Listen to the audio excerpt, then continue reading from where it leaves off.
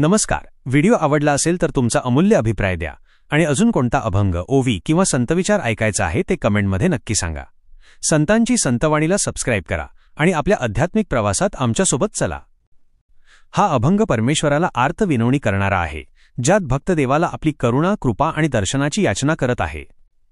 करुणाघना दीन पावना. करुणाघना म्हणजे करुणेचा ढग, ज्यातून करुणेचा वर्षाव होतो. परमेश्वराची करुणा ही विशाल आणि अखंड आहे. ती दीनदुबळ्यांवर, गरजूंना सतत वर्षत असते. दीन पावना म्हणजे दीनांना पवित्र करणारा किंवा दीनांचा उद्धार करणारा.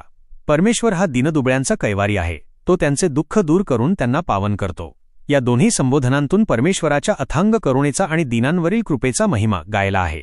भक्त देवाला या नावाने संबोधून आपल्यावरील कृपेची याचना करत आहे. कुलभूषणा. दे दर्शना.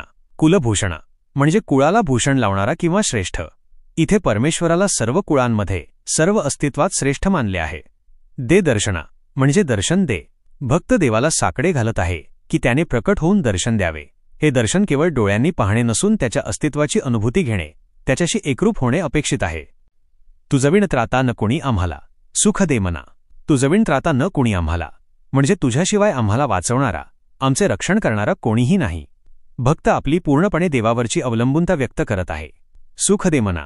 आमच्या मनाला शांती आणि सुख दे.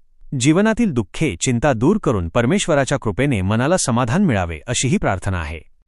भवसागरी दुःख निभय भारी सुधना मना. भवसागरी दुःख निभय भारी. हे जीवन म्हणजे एक भवसागर आहे, जिथे दुःख आणि भयाने मन ग्रासले आहे. जीवनातील अडचणी, संकटे, चिंता यांमुळे मन अशांत झाले आहे. सुधना मना म्हणजेच मनाला काही सुचत नाहीये, मन गोंधळलेले आहे किंवा मन सावरत नाहीये. जीवनातील अडचणींमुळे मन बेचैन झाले आहे. गती तुकड्याची वाहो स्वरूपी पदी याचना. गती तुकड्याची वाहो स्वरूपी. तुकडोजी महाराज म्हणतात की त्यांची गती, ओढ, भक्ती, समर्पण तुझ्या स्वरूपाशी एकरूप होवो. त्यांचे जीवन, त्यांचे कर्म, त्यांचे विचार हे सर्व परमेश्वराच्या चरणी समर्पित असोत. पदी याचना म्हणजे तुझ्या चरणी हीच याचना आहे. तुकडोजी महाराज नम्रपणे देवाच्या चरणी आपली ही अंतिम इच्छा व्यक्त करत आहेत की त्यांना परमेश्वराच्या स्वरूपात विलीन होता यावे. थोडक्यात हा अभंग परमेश्वराच्या करुणेचा आणि दीनवत्सलतेचा गौरव करतो.